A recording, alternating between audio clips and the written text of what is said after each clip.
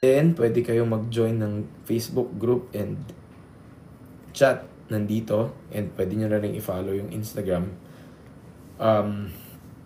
Diyan ko ibibigay yung kopya ng PDF file. Okay? Okay. Later on, ipakita ulit natin yung Sunnyside podcast. But let's move on to our discussion for today.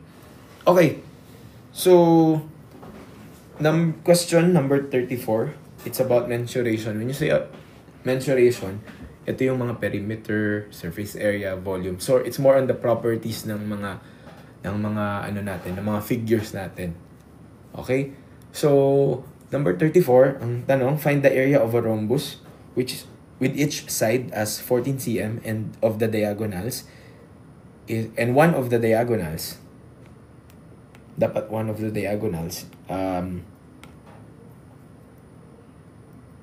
one of the diagonals is 18 cm. Okay? So normally, yung ano bang itsura ng rhombus, 'di ba ganyan siya? Tapos pantay-pantay lang yung sides. So, ang suggestion ko sa inyo kapag merong ganyang problem, mag-drawing na lang kayo ng kite. Okay? Tapos, ito yung isang diagonal and then ito yung isang diagonal. Okay? And then, ang formula ng area ng isang rhombus or ng isang kite is 1/2 diagonal 1 times diagonal 2. Okay? Dito sa ilang examples natin, of course, hindi na tayo mag-uusap ng mga perimeter, surface area, volume ng mga common na rectangle, square. Dapat by heart sa ulo nyo na yun. So, pwede kayong mag-download sa Google ng mga cheat sheet ng mga formulas. Syempre, kailangan nyo sa uluhin, ma-familiarize, and then mag-practice. Dapat yung mga square, rectangle, triangle, madali na lang sa uluhin. Siguro ang usual magkakamali na lang kayo kung hindi nyo sa ulo yung mga cylinder, ganyan. And halimbawa ito, rhombus, di ba? So sa uluhin nyo, ang area ng isang rhombus is 1/2 diagonal 1, diagonal 2. Ang sabi, ang each side down ng rhombus natin is 15 cm. So 15, 15, 15, 15. Okay? And one of the diagonals is 18 cm. So, halimbawa, ito yung diagonal na isa, and then ito yung isa. So, sabihin na natin ito yung 18 cm. So, ano yung kalahati ng diagonal ko? Ang kalahati ng diagonal ko is tig 9. Tama ba? So, 9 cm and then 9 cm. Okay? Nasusundan yan. So, ngayon, para ma-solve itong area na to, yung isang diagonal na measurement, alam ko na, yun yung 18. Pero kailangan kong malaman yung isa pang diagonal. So, sa case na to, aalamin ko ito. Paano ko malalaman ito? Ang gagawin ko dyan is, ita-take out ko muna tong triangle na to. And then, magsusolve ako ng gamit ang Pythagorean theorem. And tandaan nyo, kung meron kayong rhombus na ganyan, naka-right angle ito. So, kapag nilabas ko yan, sundan nyo to ha. Anong sukat nito? 15. Tapos ito, 9. Saan nanggaling yung 9? Kasi diba 18 itong kabuuan. So, kalahati is 9. So, ngayon, ito naman yung masasolve ko. Gamit ang Pythagorean theorem. Anong sabi sa Pythagorean theorem? Anong pwede kong equation dito? X squared plus 9 squared is equal to 15 squared. Tama ba? Okay? Can you solve for x? Ano yung magiging sukat nitong x na to? Gamit itong equation nito. Saan galing to? Pythagorean theorem. Anong sabi sa Pythagorean? Yung isang leg squared plus yung another leg squared is equal to the hypotenuse squared. Okay, so anong magiging value na x dyan?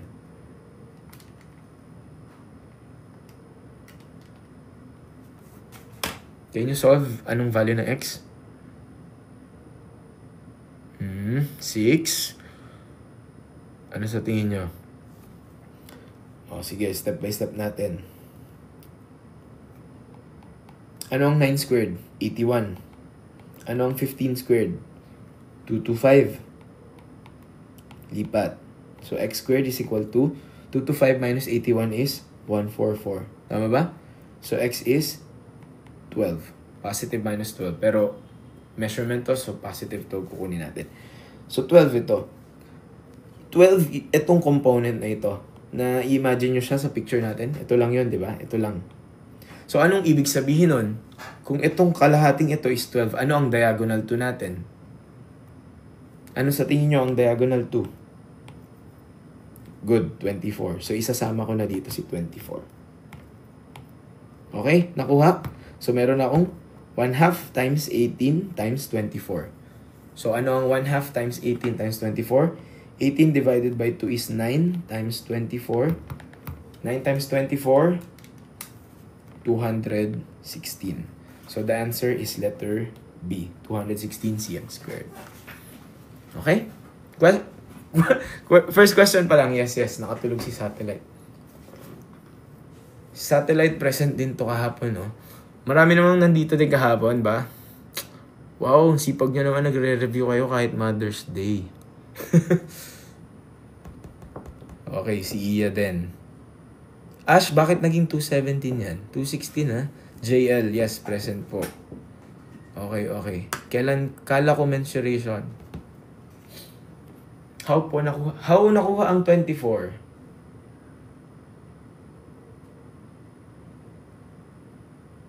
Paano daw nakuha yung 24? Nag-Pythagorean theorem tayo.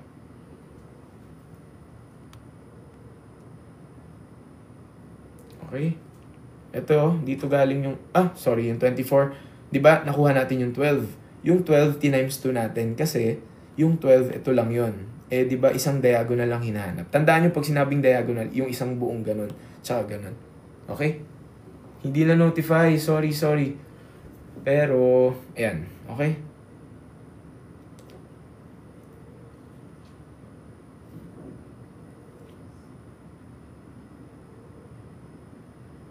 Mensuration pa rin tong topic na to, ha? Kasi pag sinabi mong mensuration, yun yung mga properties ng mga shapes. So, pasok dyan yung perimeter, area, surface area, volume.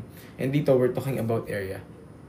Okay lang ba if you add 18 and 24, then divide by 2? 18 plus 24. Bakit mo siya i-add? No. The formula is times. Diagonal 1 times diagonal 2. Okay? Tandaan nyo, kapag yung figure kasi nung rhombus natin, normally ako gagawin ko yan kahit. Kapag sinabing diagonal, ito yan. Ito yung diagonal 1. And then, diagonal 2 is ito naman. Or pwede sila magbaliktad. Ito yung 1, ito yung 2. Basta ang point is, kung meron kang binigay na measurement nito, di ba? Halimbawa, may something dito. Sa case natin nga, 15 cm. Pwede mong masolve etong mga to through Pythagorean theorem. Pero tandaan mo na kapag sinolve mo yung isang side na to or leg na to, kalahati lang siya noong buong diagonal. Kaya times 2 natin siya kanina. Okay?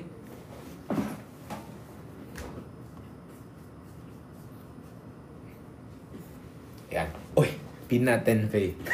Thank you. May YouTube channel ka, sir? Yes, meron. Yung YouTube, JP Penuliar.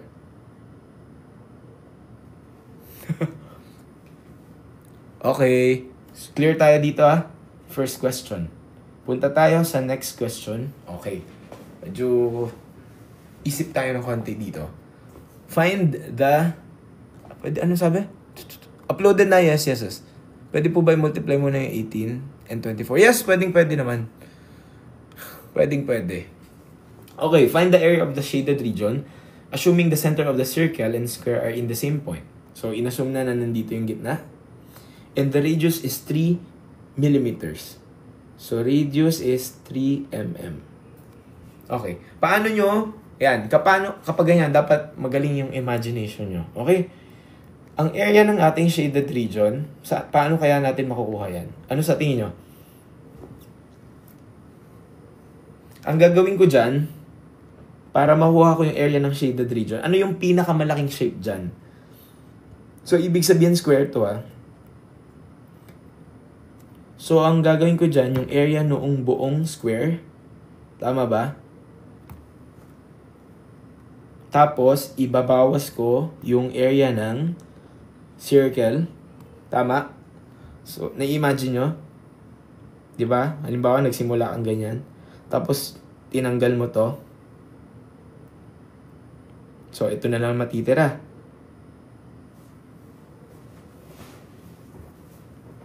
Tama? Pero, anong next mong kailangan gawin dyan? Kaya lang, merong binalik na merong dinagdag na ganito. Ano ba to? Ito ay, ipa-plus mo ulit. Ipa-plus mo yung 1/4 ng area nung circle. Tama ba?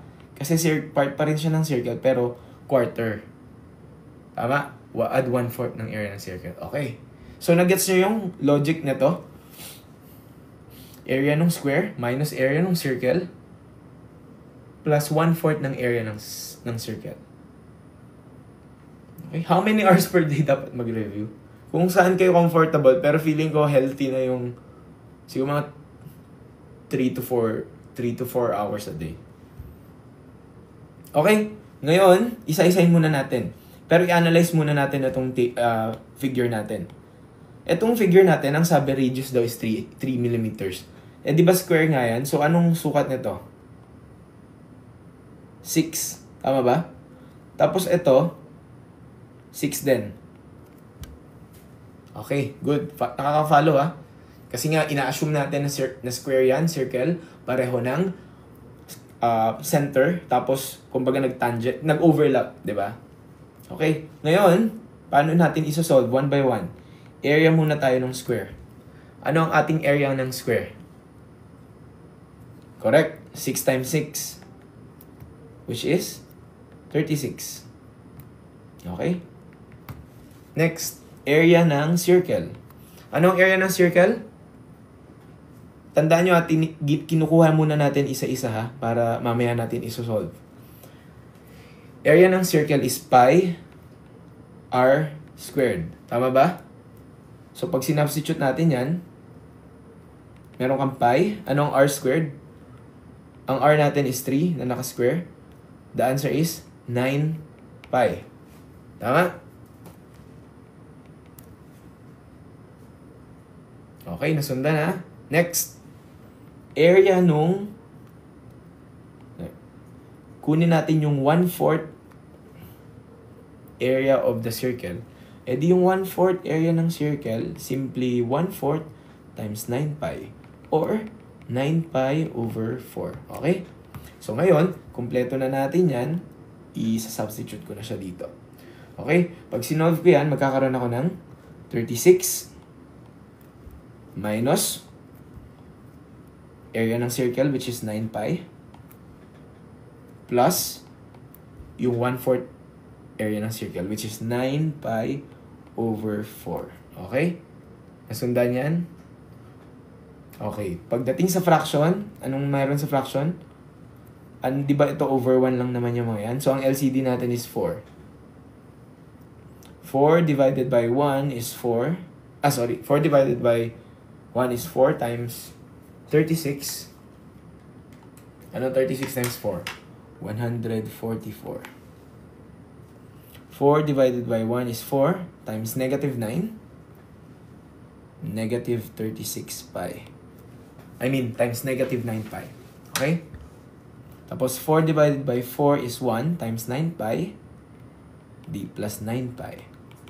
And then, take note, technically similar to, di ba? Na terms. So, pwede ko na i-simplify. 144. Ano ang negative 36 plus 9 pi? Negative 36 pi plus 9 pi. Negative 27 pi. Tama? All over 4. Meron bang common factor yan? Parang wala naman. So, ito na yung magiging sagot natin. Tignan natin kung meron 144 minus 27 pi over 4. Letter C. Saan daw nanggaling yung 144? Paano ba yung mga mahina sa fraction balikan nyo yung basic math crash course. Nasa YouTube. Meron tayong fraction doon na discussion. Pero paano nakuha yon? Quick lang.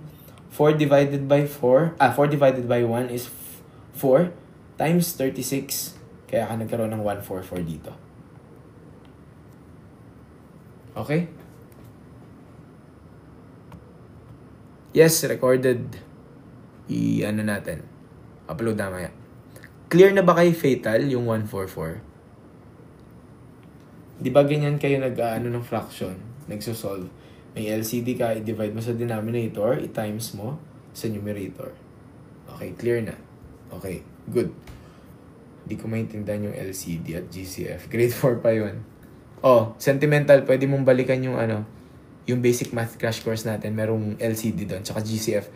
Makakatulong yun na malaki. Sir, pwede pa ulit doon sa 9 pi over 4. Nakuha mo tong 9 pi over 4. Diba? Diba nakuha na natin ito?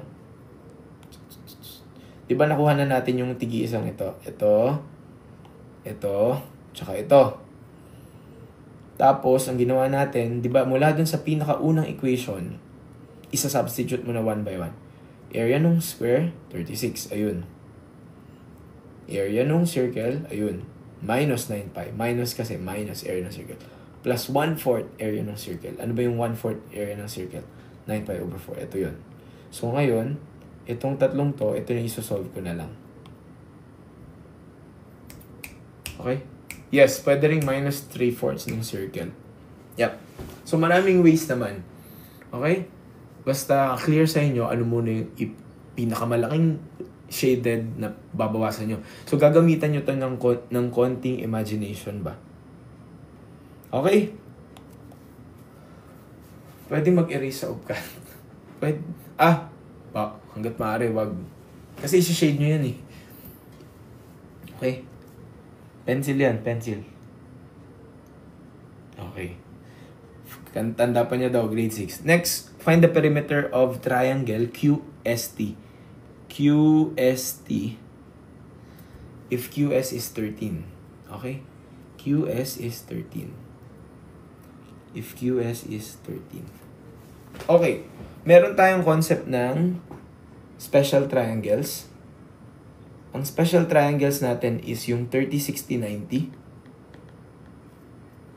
So, kung ito ay 60 degrees at ito ay 30 degrees, ang sinasabi doon, ang sukat nito is 1, 2, square root of 3. Tandaan nyo muna yung special triangles ha. Sa concept ng special triangles, meron kang ganyan. 1, 2, square root of 3. So, ang ibig sabihin lang yan, kung ang sukat ng angle na opposite ng 30 degrees ay 1, ang hypotenuse mo is 2. So, nakadoble lang siya. Tapos, yung opposite ng 60 degrees is square root of 3. Okay? So, tapos yung isa pang special triangle is 45, 45, 90. Na kung saan, ito ay 45 degrees, 45 degrees, ito yung 90. Ang sinasabi naman dito, ito, ang sukat nito, 1 unit, ang hypotenuse mo is square root of 2. Paano mo po nalalaman saan isusulat ang 1, 2, 3? Ano yan? Kailangan nyo sa uluhin yan. Ganyan talaga siya. Kaya siya special triangle. Okay? Gagamitin natin to para magkaroon tayo ng kumbaga parang ratio and proportion. O sige, bago pumunta dito sa pagsosolve nitong triangle na binigay, paano siya ginagamit sa simpleng paraan? So halimbawa, merong pinapasolve sa inyo. Another simple example lang. Halimbawa, may pinapasolve sa inyo na ganito. Halimbawa lang, yan yung simpleng triangle. Makikita nyo yung resemblance. 30, 60, 90 to. Alamin nyo muna, yung triangle ba isang special triangle? Yes or no? Yes, special triangle yan kasi 30, 60, 90 yung angle. So ngayon, tapos titignan mo na yung resemblance. So di ba 30? Halimbawa itong area na itong part na to 30 degrees, di ba? Ito yan. So gawin mong pagtapatin mo sila. 60, okay, nakatamang posisyon, di ba? Yung 1 naging 3. So, ang gawin mo lang, so paano kung mahanap ang x? Anong gagawin ko sa x? Ano kaya yung magiging value ng x? Sa tingin nyo? Kung itong 1 na to, itong side na to, nagre-represent sa bagong triangle ko, 3 siya. Yung nandito, instead of square root of 3, ano na siya?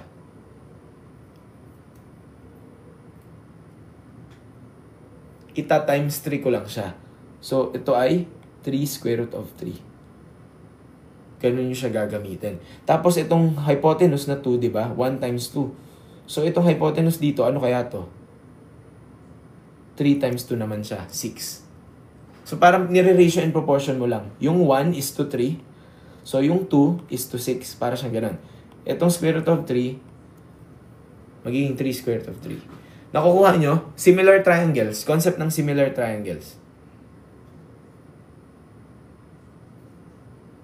Para ka lang nagre-ratio in proportion ba? So, parang 1, itong 1 na to, ang katumbas niya dito sa isa mong triangle is 3.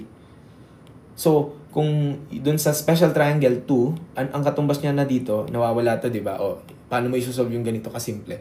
Para ka nag-cross multiplication lang, di ba? Kaya nag-arrive ka at 6. Okay? Nag-echo daw. Pero clear naman. Ganyan ginagamit ang special triangle.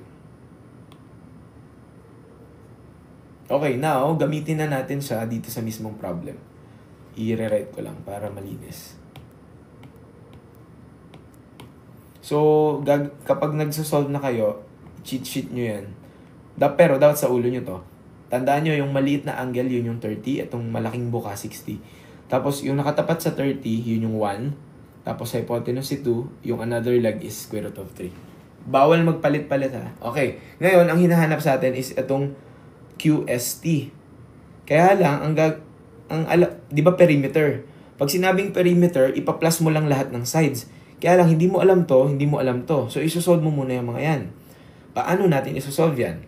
Ang gagawin ko dyan is, kaya itong problem na to, tingin ko medyo upcut yung design niya kasi mag-iisip talaga kayo. Kunin nyo muna itong triangle na to.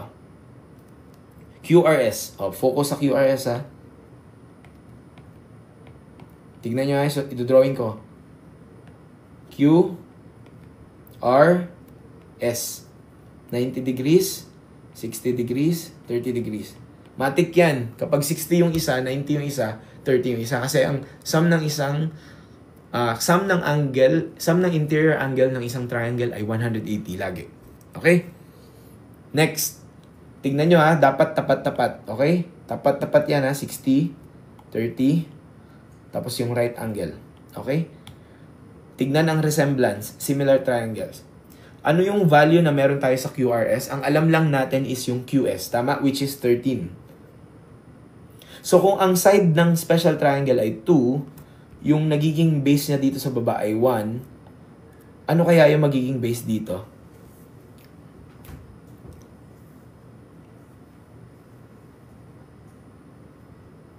Ano sa tingin nyo to? Correct, 6.5 or 13 over 2. Nakuha nyo? Tingin ko mukhang gets nyo naman, no? Di ba nga similar? Ratio and proportion lang. So, 13 over 2 or simply 6.5.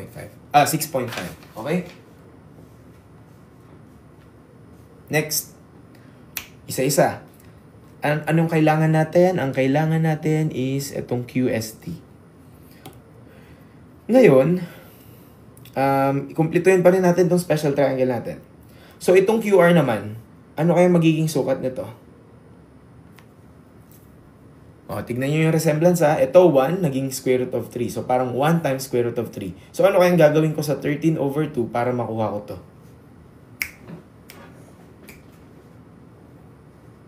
13 over 2 times ano? Okay, si Ash may sagot na dito. Yung iba, ano sa tingin nyo? Pwede naman, okay lang yan kung may decimal. Pero for the sake of this solution, ipakita natin siya sa fraction. Mas makikita mo bakit mas madali lang siyang intindihan na sa fraction. Okay, correct. So, ang magiging sukat ng QR natin is 13 over 2 square root of 3. Okay? Huwag kayong matatakot kapag meron na kayong mga nakikitang radicals. Kalma lang kayo, kalma lang. Basta alam nyo yung concept, sinusundan nyo siya ng tama, nasa tamang direction kayo. Okay? Klaro tayo dyan kung paano nakuha yung 13 over 2 tsaka 13 over 2 square root of 3. Okay? Ngayon, gusto ko kayong mag-focus na sa triangle na to naman. Kailangan ng imagination ulit ha. Triangle QRT. Dinrawing ko lang ulit ito pero tatanggalin ko yung QS para hindi tayo nalilito. Pero anong angle dito sa T? 30 degrees. Tama? Ito, 90. Nandito naman yung 60. Okay? Pero tandaan nyo, sinolve na natin yung QR. Ano yung QR natin? 13 over 2 square root of 3. Okay? Nakakasunod pa ha? Medyo mahaba-haba ito kapag inulit natin. Okay? Clear pa tayo sa 13 over 2 square root of 3. Nanggaling siya dito sa kanina na sinolve natin. Okay? Ngayon, anong gagamitin kong special triangle? 30, 60, 90 pa rin ba? Yes or no?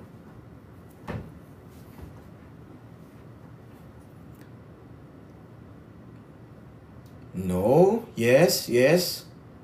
The answer is yes. Kasi ang angles ko, 30, 60, 90 pa rin. Hindi nagmamatter yung itsura. Tingnan nyo kaya siguro nyo naisip na no. Kasi sir, yung itsura niya, hindi na hawig na typical na yung parang slim na triangle.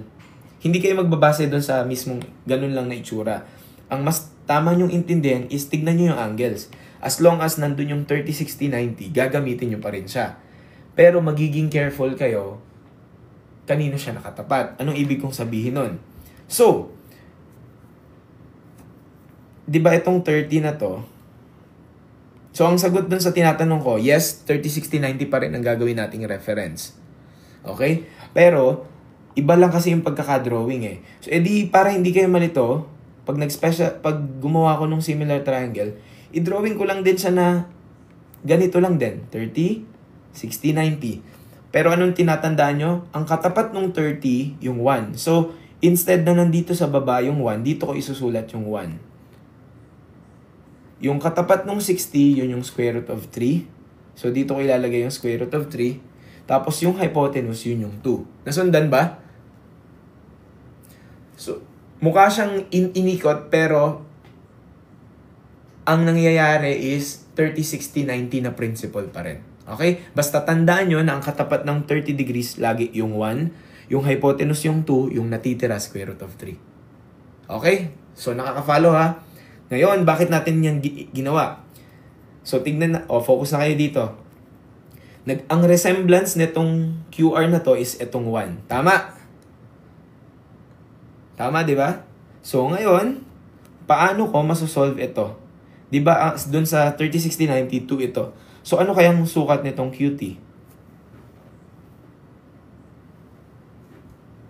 Anong ginagawa dito? Sa 1 naging 2. So, 1 times 2. So, ano kaya magiging sukat ng QT?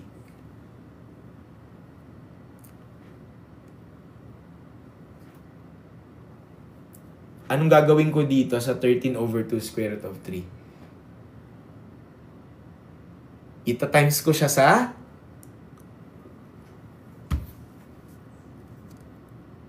sa 2. Okay? Okay, nagigets nyo, di ba? Kasi nagre-ratio and proportion nga lang ulit tayo. So, yung kanina, dito sa kumbaga, basis natin, na special triangle, yung leg na to, tinimes lang sa 2 para makuha yung hypotenuse. So, ganun lang din gagawin ko dito. So, ngayon, pag sinimplify mo yun, 13 over 2 square root of 3 na ita-times ko sa 2, makakancel to, di ba? So, anong matitira? 13 square root of 3. Okay? So, alam na natin ang sukat ng QT. So, para malinis lang, burahin ko lang to.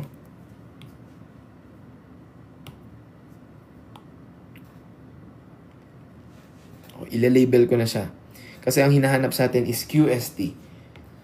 Nakuha na natin yung sukat ng QT. Diba? Anong QT natin? 13 square root of 3. Okay? Tapos yung QS, alam natin na 13. Okay? Ang hinahanap perimeter. So, ang nawawala na lang is ito. Tama ba? QT daw. Okay, ito na lang ang nawawala. Pero, Paano ko to pwedeng malaman? Paano ko pwedeng malaman ng ST? Tandaan nyo, ang perimeter ng QST ang hinahanap natin. So, para mangyari yon, i-add mo lang si QS plus ST plus QT. Nakuha na natin yung QT, meron na tayong QS, given yon, yung ST nawawala. Paano ko pwedeng masolve ang ST? Ang gagawin ko, isosolve ko yung RT dito, tapos babawasan ko siya nung RS na sinolve natin kanina. Medyo mahaba talaga tong problem na to. Gusto nyo kasi ng upcut level na question, di ba? So, ayan, binigyan ko kayo ng upcut level na question. Pero nasusundan nyo? Hindi, nasusundan nyo naman kanina, di ba? Nag-triangle, nag-special triangle tayo. Don't worry, i-upload natin yung live nito.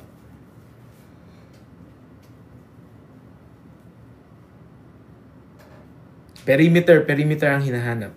So, paano ko isosolve itong ST? Yung ST, di ba meron kayong, masosolve natin tong RT dito. Solve muna natin tong RT. Okay? So, kung meron kang 13 over 2 square root of 3, paano ko isosolve to? O, tingin sa reference triangle. Ito yung 1, ito square root of 3. So, anong gagawin ko dito? Ita-times ko to saan? Para makuha ko yung RT.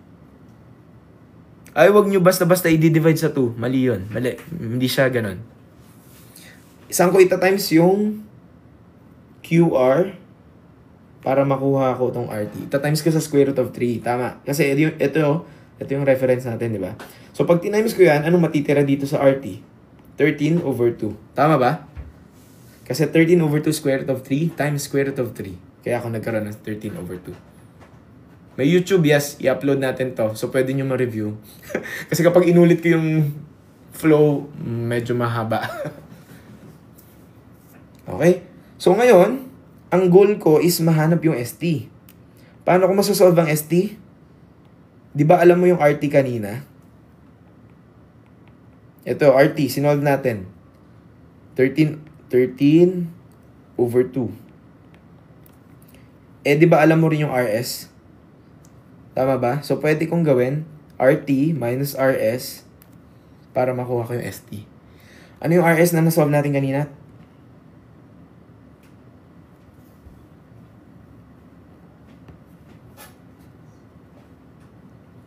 Ay, wait lang. Sorry. Mali. Hindi RT, hindi 13 over 2 to ah. Tinimes natin siya sa square root of 3. So, dapat maging 39 siya. So, 13 square root of 3 over 2. Ita-times natin saan? Square root of 3. So, okay. Ayusin natin. 13 square root of 3 times square root of 3. Anong value nito? 13 times 3 lang. Tama ba? 13 times 3. Pati ako, na-cancel ko na siya kanina. So, magiging 39 over 2. Ayan. Okay? Kasi magiging 0. Okay? Tama? 13, kaya kailangan nyo talagang isulat 1 by 1. So, 13 square root of 3 times 3 over 2. Okay? Sinecheck ko lang kung nakikinig kayo. Hindi. Ano tayo. Mali lang yung multiply kanina. Pero dapat siya ay 39 over 2. So, 39 over 2. Okay? So, ano yung ST para ma-solve? RT. Ang RT naman ito. Ang RT minus RS. So, ang RT na na-solve natin is 39 over 2 minus, ano yung RS kanina? 13 over 2. Tama ba? Anong value nito? 26 over 2, which is 13. O, diba? Ang haba. Okay. So, mabubuo na natin itong ating figure. So, meron kang 13 plus 13 plus 13 square root of 3. Anong sagot? 26 plus 13 square root of 3. Tama ba? 13, 26 yun, di ba? Tapos i-add mo pa yung 13 square root of 3. So, meron na akong 26 plus 13 square root of 3 or letter, anong letter yun? Letter A. Letter A. Okay? Ayun. Huwag kayong malilito dun sa itsura ng mga options. Bawal lang calcu. Okay, burahin ko na itong part na to. Yan. Pero nasundan nyo yung flow, di ba? Medyo matrabaho lang siya. Paano natin kaya to pwedeng pasimplehin? Pag pinasimple natin to, isipin natin, 120. Meron akong na-observe, tignan nyo. Siguro maganda ding lagyan nyo ng degrees. Di ba 30 degrees ito? Tama? Tapos, na-solve na ito, ilang degrees ito? Kung 60 ito, ano kayang degree to? 120 degrees. Tama ba? Tama, 120. Okay. Tingnan nyo to. Ma-observe nyo rin siguro to. Kung 120 degrees na ito, focus na kayo sa QST na triangle. Kung mapansin nyo, 120 ito, 30 ito, ano kaya natira dito? Di ba ang total ng interior ng triangle ay 180? So, ilan yung matitira? 30 din. Ayun. Kaya, dahil binigay na ito as 13, pwede kong sabihin na 13 ito, then ito ay 13 din. Isosceles triangle. So, pwede ko palang hindi na isolve si ST, pero madededuce ko siya dahil tinignan ko yung angles. So, yun. Yan yung isang way para mas mabilis. Tapos, itong QT, di ba, sinolve naman natin, which is alam nyo kung paano natin sinolve. So, may 13 ka, may 13 ka, tapos ano to? 13 square root of 3. O di, ayun, at least hindi mo na papalabasin yung isa pang 13. Okay? Gets? So, ayan. So, siguro ang pwedeng tip dito is kumpletuhin mo yung angles. Kung may makita kang isosceles, okay, matik. Same na yung side measurement nun. Okay, pero at least alam nyo yung process, ha? So, kung halimbawa, ang itanong naman sa inyo, what is the perimeter of QRS, alam nyo pa rin paano sasagutan. Okay? Or pwede rin ang tanong, what is the measurement of QR? What is the measurement of RS? Kahit ano na yung itanong sa figure na to, kaya nyo na siyang sagutan. But ang pinaka takeaway natin dito sa topic na to is more on paano nyo ginagamit yung special triangles. And again, one last time, 30, 60, 90, 45, mali yung drawing ko ng 45. Dapat pantay yan. 45, 45, 90, ito, 30, 60, 90. Yung 30, katapat niyan ay 1. Ang hypotenuse laging 2, yung matitira square root of 3. Ito naman 45, 45, 90, lagi ang 1, 1, square root of 2. Square root of 2, hindi square root of 3. Okay?